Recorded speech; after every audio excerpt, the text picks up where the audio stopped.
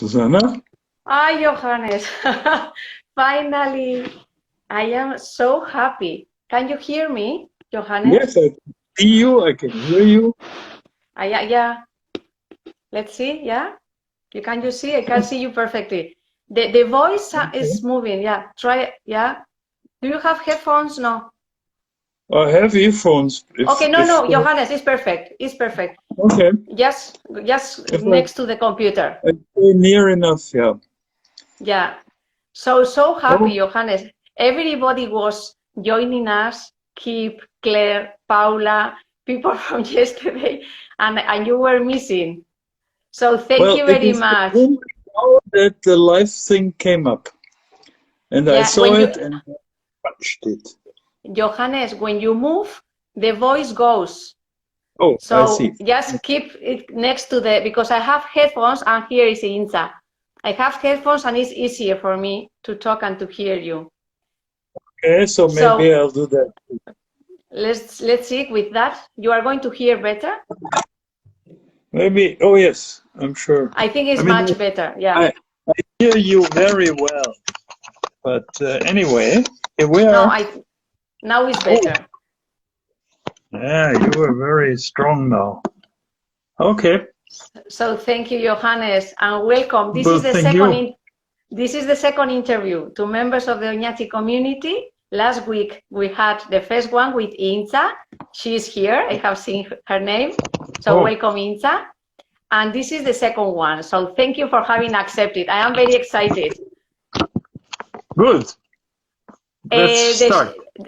The interview will be short, 25-30 minutes, and we are going Yes. to explore your personal and professional aspects, okay? We are going to talk about your different socio-legal career.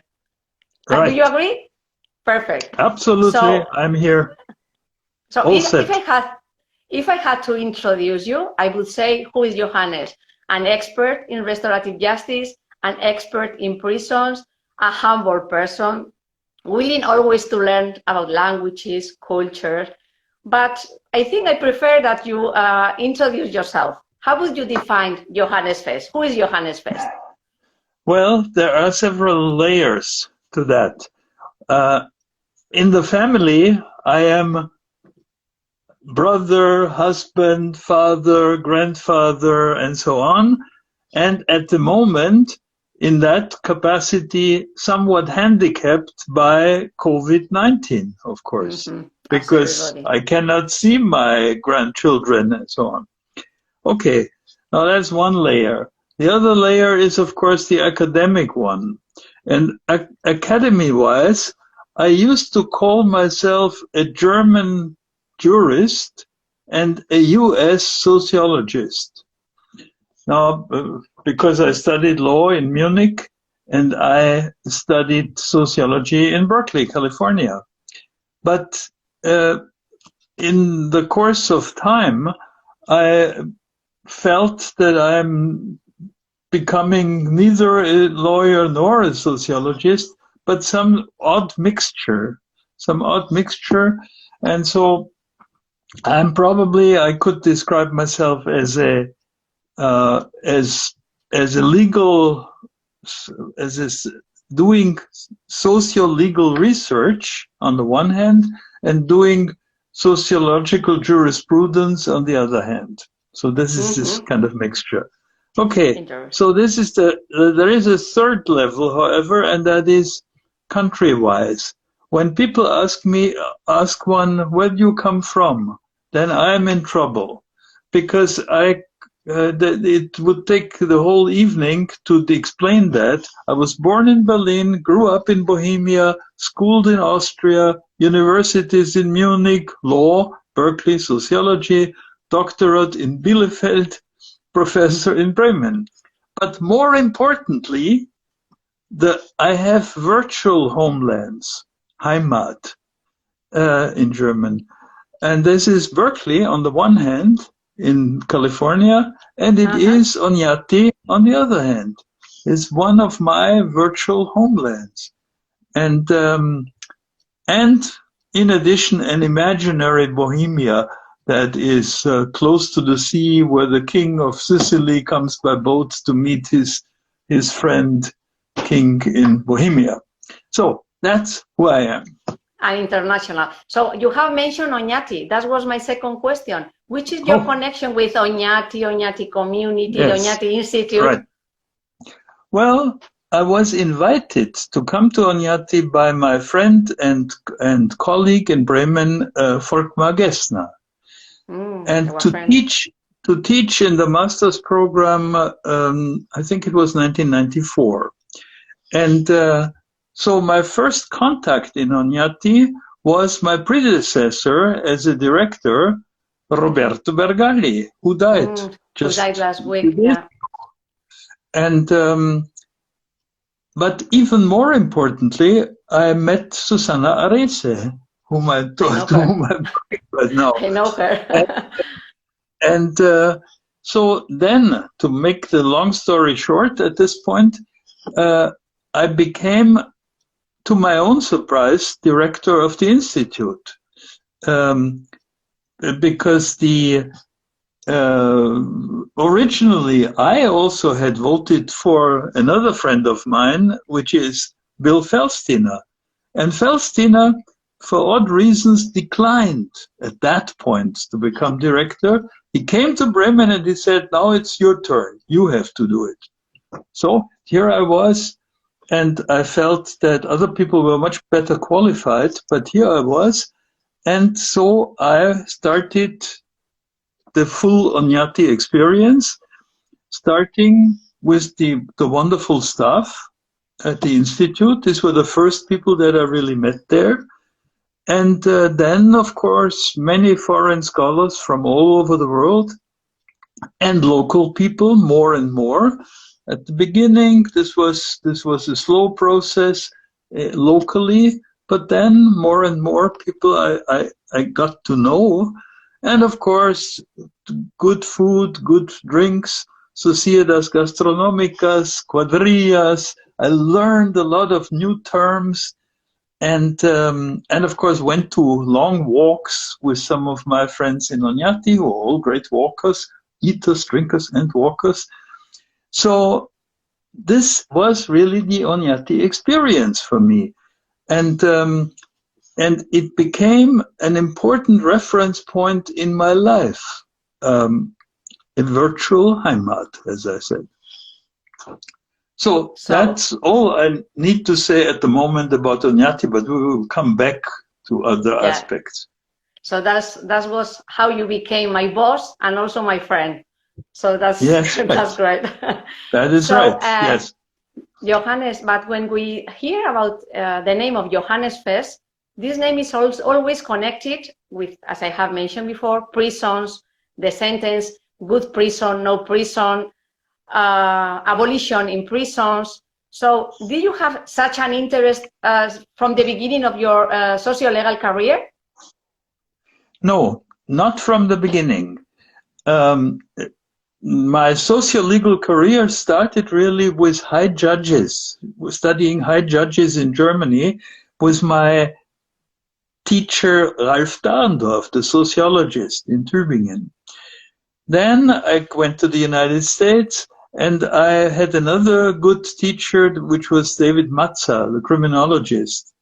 And he had me study stop sign behavior. So I was doing direct observation of people on the streets in their cars and how they stopped or didn't stop and so on.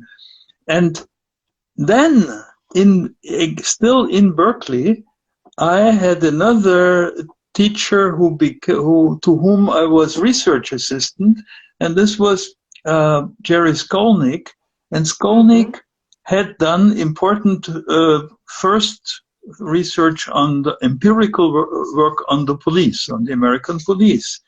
And so with that background, I went back to Europe and started my first big research project on the police in Munich, something that I began to call the definitional power of the police, how they go about or drive about the city and select people for criminalizing them. That is, for starting the process of criminalization.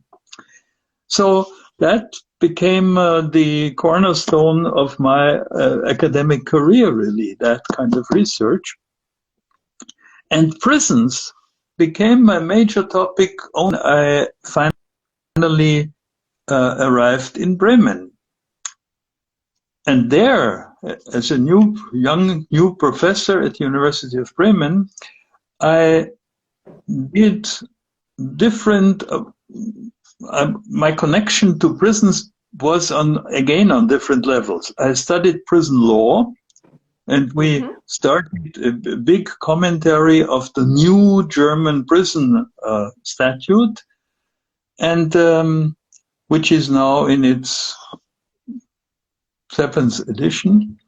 And then we started clinical work, that is a legal clinic, is a term that I learned in the United States, and it was quite unknown in Germany. That is to bring students from the university to some practical work, and the practical work we selected was the work to give advice, legal advice to prisoners. So this was a legal clinic. And then on top of that, we started research on prisoners' rights, empirical research again. So here is the law in the books, but how does that work in practice, and how many prisoners are successful in gaining the rights that are given them by the law. So that related also to this legal clinic. And when at some point I withdrew from this practical work, because the students said, we can do this ourselves, we don't need you to hang around. So this was even better because they were more responsible themselves. And so I started a large correspondence with prisoners, more and more in all of Germany, and sometimes even from abroad. So not only in Bremen. No. This was. I'm still corresponding with prisoners all over Germany, and this is by now. These are something like 10,000 letters, and fro, and so that is how prisons became my major topic. And at the end of all this combined with my becoming aware of the fact that prisons are really an obsolete institution, an institution of the past that at some point, 400 years ago, may have been even a progressive institution because it was the alternative to the death penalty. This was the only punishment. The only serious punishment was the death penalty. So then they invented the prison. And by now, 400 years later, we should see that this is an old-fashioned and obsolete institution that probably will still live on for a while. But it should be clear to all of us that it shouldn't live on for too long. Yeah. And that is what abolitionism is about. And so I came in contact in Bremen with some of the most famous abolitionists, people that called themselves abolitionists because they wanted to relate the prison question to the question of slavery, to the question of the death penalty, of torture, all these things there were movements to abolish them. And now they extended that to the prison question. And these became my friends, like Nils Christie, Thomas Mathisen. Most of them have been to Oñati at some point. Yes, I know. Luke Hülsmann, and then still another one is Hermann Bianchi. Now I met them all, and this so I read their work and I became more and more clear in my ideas about the abolishment of prisons. In 2008, I was invited to publish a special issue of the criminological journal called Kriminologische Journal in German. And we said, okay, this will be about prisons and abolitionism. And so I started a mail interviews by mail, to and fro, with a group of all the abolitionists I have ever met or contacted. And so this was very exciting and important for me. And 10 years after that, when all of them, except for Thomas Mathiesen, who is still alive, had died, we met in Italy, and with an international group of younger abolitionists, and they decided to do a book, No Prison. No Prison was the title of that book. And I and my friend Sebastian Scherer, who has also been to Oñati times. Many times, yes. We made a large chapter of that book. But there were also Italians and French and so on, and Scandinavians and British. And when was published that? 2018, more or less? Published 2018. 18. And then the origin of that book was really an Italian manifesto, manifesto against prisons. And this is also reprinted in that book. But then we decided there ought to be special manifestos in different languages, but not just translating this one manifesto, because the legal situations are different and the situations are different. So you have to do it anew. And so we did that, and this came out 1 year after the book, after the No Prison book, and it is in German, and it is on the webpage of our webpage, which is called Strafvollzugsarchiv, which was the institution, the name of the institution at the University Bremen. And so it's still that name after 20 years, and but it's in German. And it was only at the beginning of this year, 2020, when I was in Oñati doing a class with Gemma Barona and so on, that I just, at the spur of the moment, translated the whole thing into English. Now, even though it is not meant for the English, because they have to do their own manifestos. But at least people can understand. It could be interesting to understand what we do in Germany. So that's that. And as a matter of fact, for those people who have the slightest interest in abolitionism, this is at the moment again a growing phenomenon. It was almost dead in 2008 when I did these interviews. This was practically dead, but there were only a few remnants. But now there will be a big handbook on abolitionism coming out later this year from England and the United States, all in English, big thing.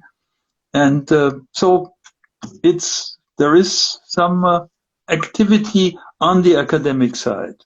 But of course, the practical side may be even more important. But there has to be certain theoretical foundations are not bad to have. No. Thank you, Johannes. It has been really interesting. I didn't know many things that you have mentioned. But I understand that there have been questions from members of the Oñati community that relate to that. Maybe we should go into them. I'm going to read, a former scientific director, José Ramón Bengoechea, he has asked 2 questions to you. So I'm going to read them, okay? The first one, he says, I have always been fascinated by the views of abolitionist movements, which I tend to support, and how they contrast with the views of retributionists and carceral supporters. Sometimes, seldom and under controlled condition of respect for dignity aimed at resocialization. Chances actually occur, and prisons do work for the better of the offender and restoration with victims. Oh, here the question, how to find the best of each world? Well, thank you. I do agree with my dear friend Jose that even in prisons, chances actually occur and prisons do work for the better of the offender and the restoration with victims. But I also agree with him that this happens only sometimes and, as a matter of fact, seldom. In the vast majority of cases, the situation of offenders as well as of victims is not improved. Rather, it deteriorates. If we would want to invent an institution for resocialization or for restorative justice, we would not come up with a prison. If we would do that now from scratch, so to speak, not knowing the prison, we would come up with other things, because this should be more realistic. It should happen in real life, resocialization and restorative justice. So, on the other hand, I also agree with Jose that there will always be a small number of people that pose an immediate threat to other people and will have to be kept at least temporarily separate accordingly. But for those people, we certainly do not need vast prison buildings. In some cases, house arrest will serve the purpose.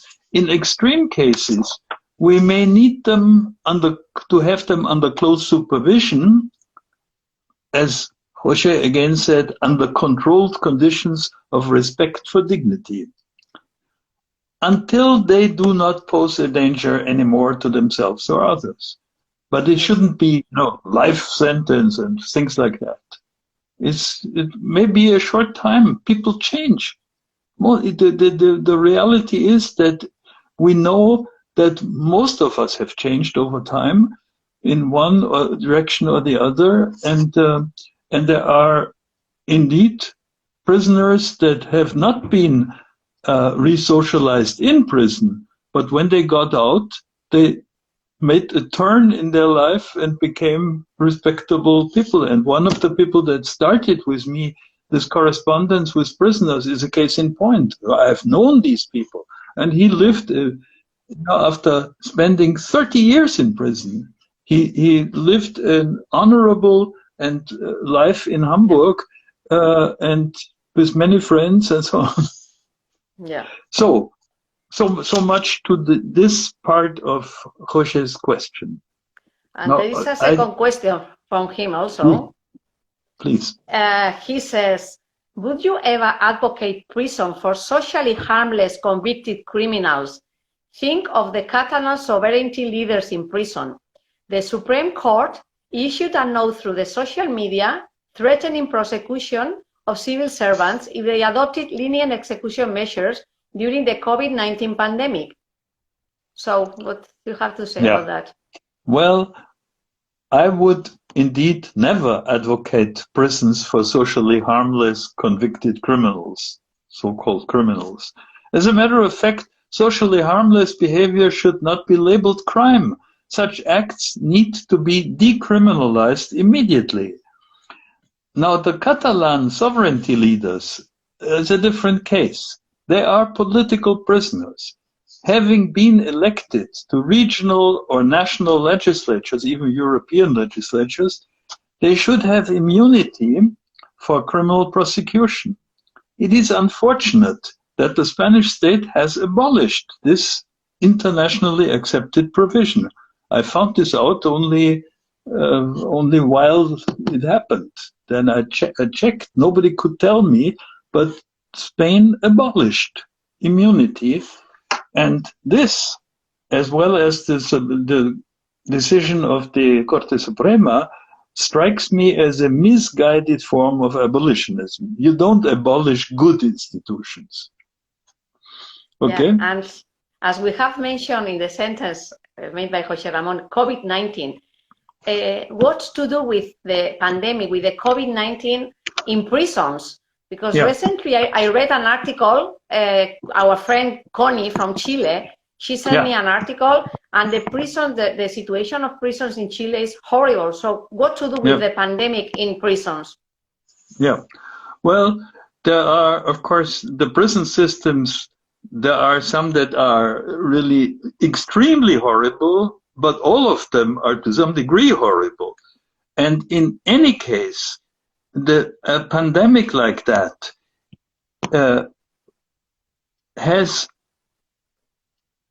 terrible effects in closed institutions, in total institutions. This goes for senior residences, senior people's homes, or for even for clinics.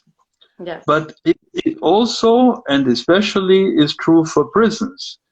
And because if one, either prisoner or staff member, gets the infection, brings in the infection, then this will spread and it will become a hotbed for such a pandemic.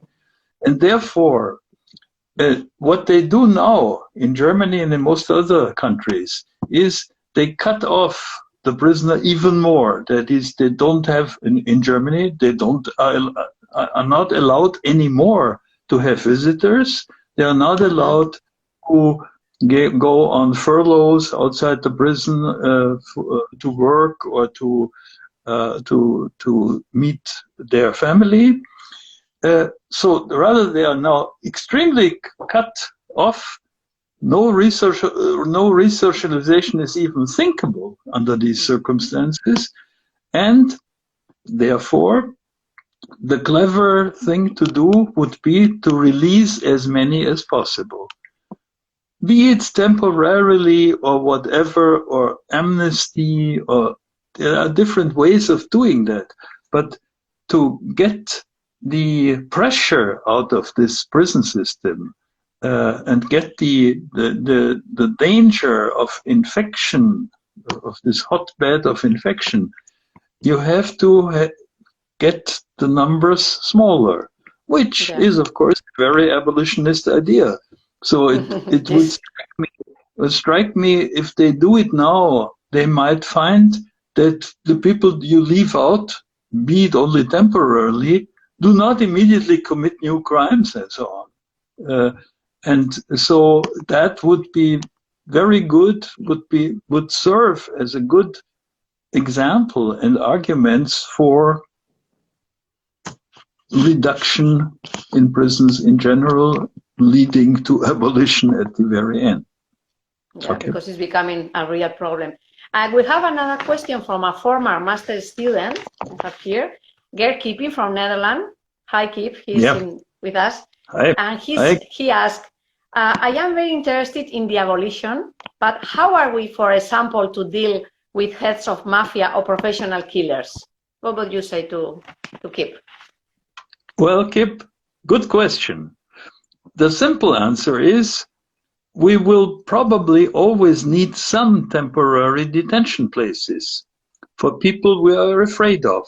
I've said that before. But also for those whose action need a strong sign of social disapproval. So one of my big friends in Canada once said to me, well, most prisoners are not dangerous. That is very true. But even if someone is not dangerous at all, the population may find it impossible to release someone who has committed a very horrible and terrible crime. And even if this person there is no way this person will ever do such a thing again. So we need a strong sign of social disapproval. And as long as we have not yet found anything, prison is the thing to do. This is the strongest thing. Now we have abolished the death penalty. So, but as I said, this is a small group.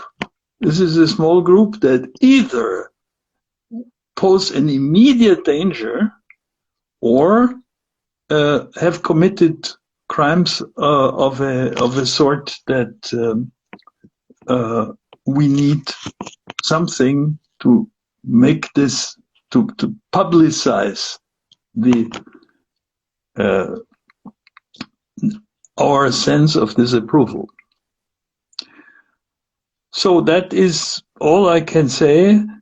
Obviously, just look at my notes.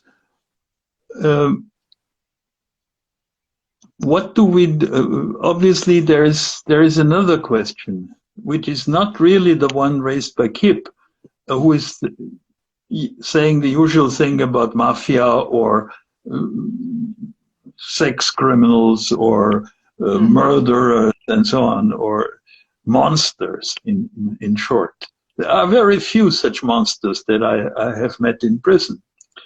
But obviously, what do we do with the many people who show socially undesirable or unacceptable behavior below that level of monsters? And the answer can be found in the manifestos. The Italian manifesto, by the way, you can find, we just say manifesto, abolitionist manifesto, and you find it on the internet in several languages. They have translated this in several languages. And there are many different ways we can deal with people, and usually this will mean, when we look at the manifesto, for instance, job placement services instead of punishment, assisted living instead of punishment, probation supervision instead of punishment, therapy instead of punishment, reconciliation instead of punishment, reparation of the damages instead of punishment. And the list can get much longer, and it will depend on the individual case. Yeah. So Kip, I think he has answered your question. So thank you, Johannes. So. Very interesting idea. So, but I think you are officially at least retired from the university. Yes. But I see that you are involved in many projects. Do you have time for anything else? Do you have personal hobbies, or which is your daily life? Not now with the pandemic, probably is at home, but usually, which is your daily life? Well, first of all, I should say to you, poor Spaniards and Basques, that in Germany you are better. We don't spend all day at home. Yeah, you are better. Know? As a matter of fact, I live here with my wife, but I have a home office in another part of the city. And so I walk there and I walk back. And but what are my retirement occupations, apart from still answering some letters of prisoners and so on, and writing a little article here and there? But what do? I am a member of a very nice choir, which is, and some of you may know the name, which is a barbershop choir, which is a very strange name.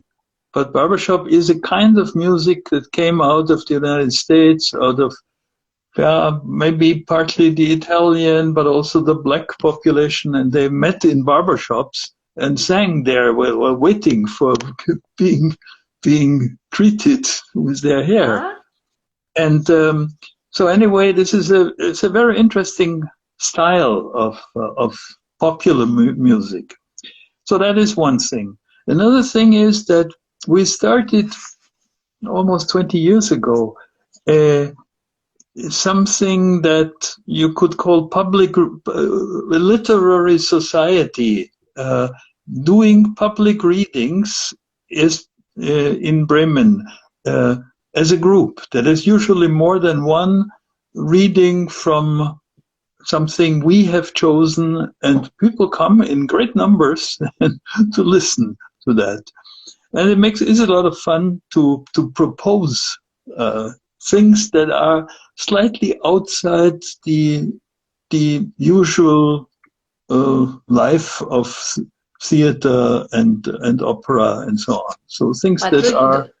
But do you read at home and then you comment the book there, or do you No, read the book? we go to some public place, either And you read there. yes. So it could be a sala, but it could also be in summer we go outside and we do readings in open air, which is also very nice. Interesting, yeah. So that's another thing I do. And as a matter of fact, I am now reading regularly to residents in an old people's home near where I live. And that also is very nice. These are rather old people, but they're very interested. And so we decide from time to time what to read next. And so this is fun. And this, however, is interrupted now. Well, for all of these, because of the pandemic. The epidemic. So old people's homes, they don't let you in, you know. Yeah, here is the same. Yeah. So your day, I don't know if you have a 24 hours day, or because you do many things, Johannes. I receive a lot of email, yes, too. And you have to answer. Okay. So thank you.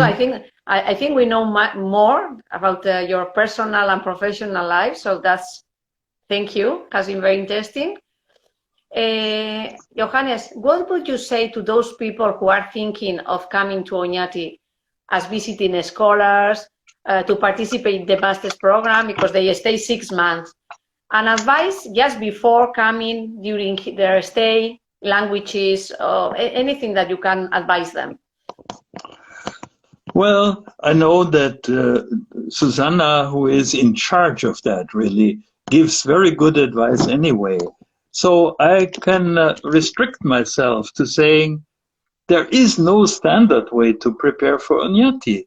These people come from all different walks of life and from different parts of the world. And so you would have to individually give them advice, if possible. But most important for me is really to come to Oñati with an open mind for people and for ideas. And then the rest will be found there. And another thing that people should know before they even come there, Oñati is not a fashionable resort with many distractions, like the big cities in the Basque Country, like Donostia, San Sebastián, or Bilbao. It is rather almost like a medieval school of learning. When I first came there, I felt the spirit of Santo Spirito was very much there, and more like a monastery. And but if you I don't know if it is good for young people, Johannes. I don't know if it's a very good advice for young people. Well, the counter poison is, of course, Susana and the Oñati community. You see, so it doesn't get too bad. And even the monks in those days went out of the monastery and did all kinds of interesting things. Okay, so I think that is what I can do. Something else that you want to add something to this interview? I think I have learned many things about you, and I'm very happy. Thank you, Susana. I want to thank you. That's all I want to add. So I hope that everybody who has joined us have know a little bit more about you. You are a great person, and thank you for your friendship. Well, thank you. And I can see now Paola and so on. Yeah, they are saying thank you, and I can see there are several former master students. Yeah. Nicole, Tao. Yeah, I have seen, and Tao is here. Writing in Basque, eskerrik asko, yeah. Eskerrik And this video will be 24 hours in Instagram. So everybody who has not joined us can enjoy later. Perfect. So thank you, Johannes. See you. See you Bye. soon. Thank you to everybody. Bye. Bye-bye. Bye-bye.